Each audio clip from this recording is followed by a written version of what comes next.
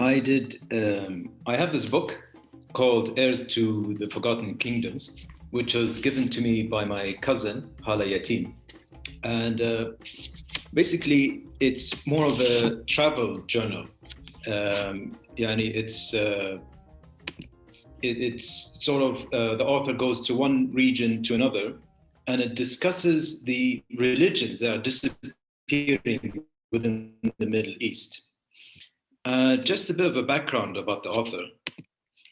His name is Gerard Russell. He has a lot of experience, over 2 decades of interviews with people all over the region about these disappearing religions. He has a lot of experience. He's been stationed in Iraq and Jeddah and Kabul.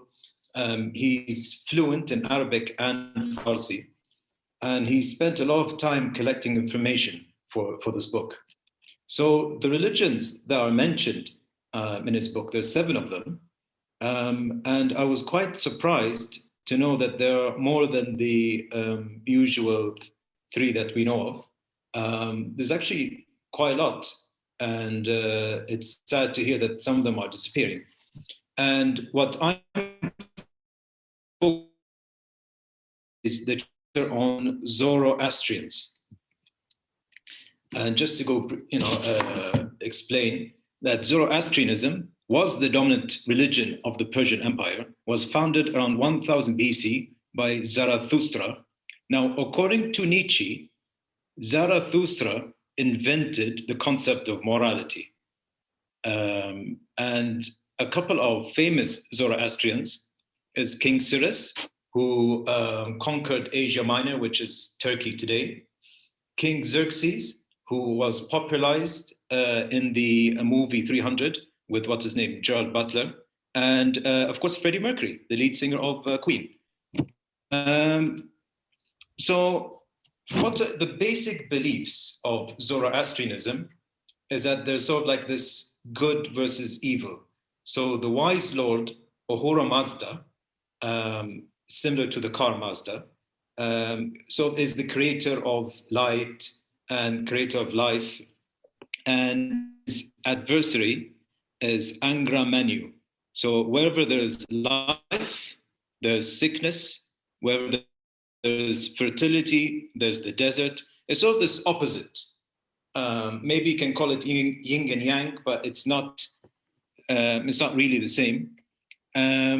This goes into the animal kingdom as well, where there are good animals like the horse and the ox and the dog. And there are bad animals like the fleas, ants, snakes, toads, and cats. And surprisingly, Angra Mainyu created the peacock just to prove that he can make nice animals if he wanted to.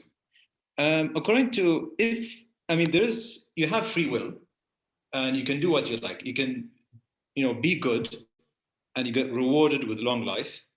And if you're bad, you get punished with misery and darkness. So the choice is yours. So one of the famous sites of the Zoroastrians is Zendan e Suleiman. I know we have some Farsi speakers in the audience today, so I do apologize if I'm butchering some of these names. But which Zendan e Suleiman, which roughly translate to Solomon's prison. And this is basically a volcano which houses the Gashnap fire, or the warrior's flame. And it's on a temple on the base of the volcano, which is kept alight by the natural gas.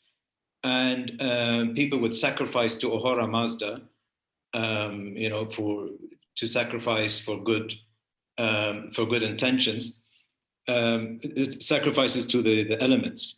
And many emperors, before great battles, would visit the site.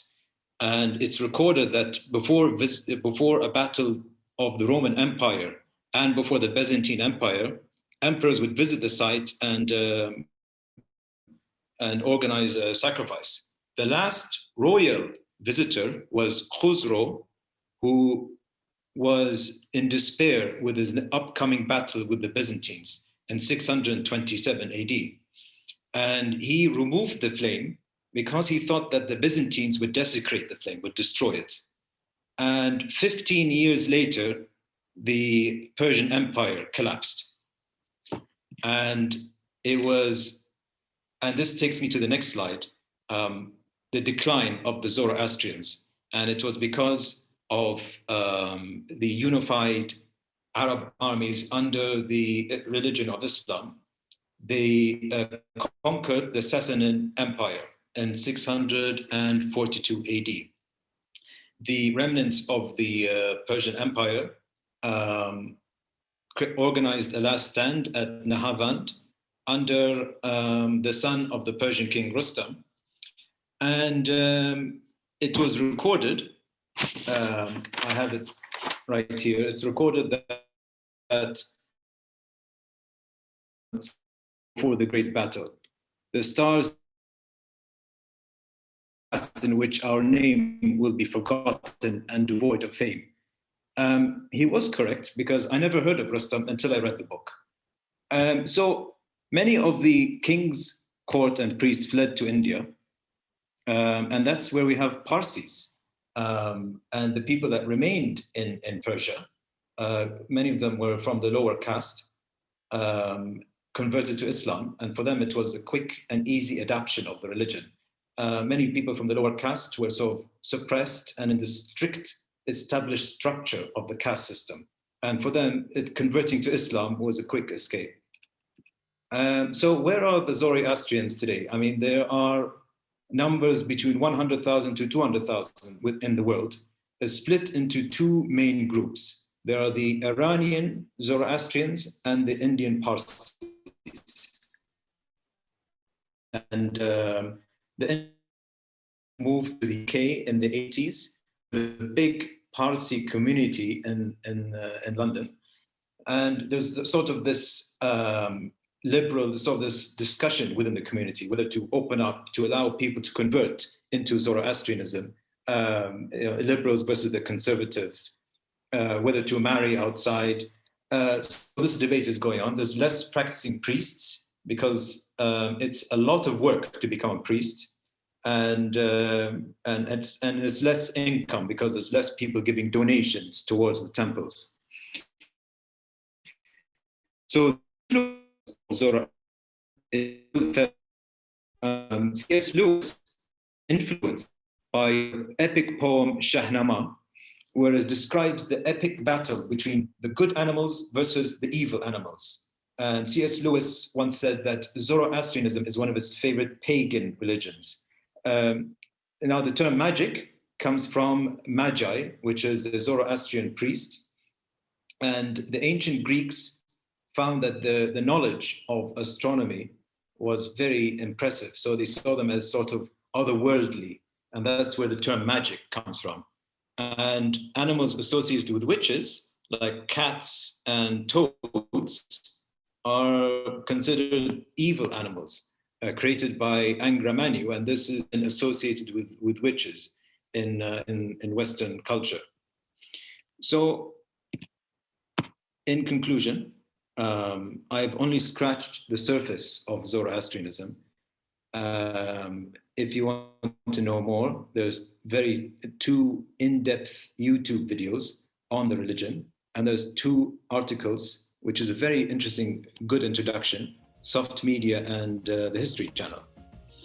And I highly recommend reading the book because there's much more than just Zoroastrianism here. There's Copts and Druze. So if you have questions, my details. Thank you very much.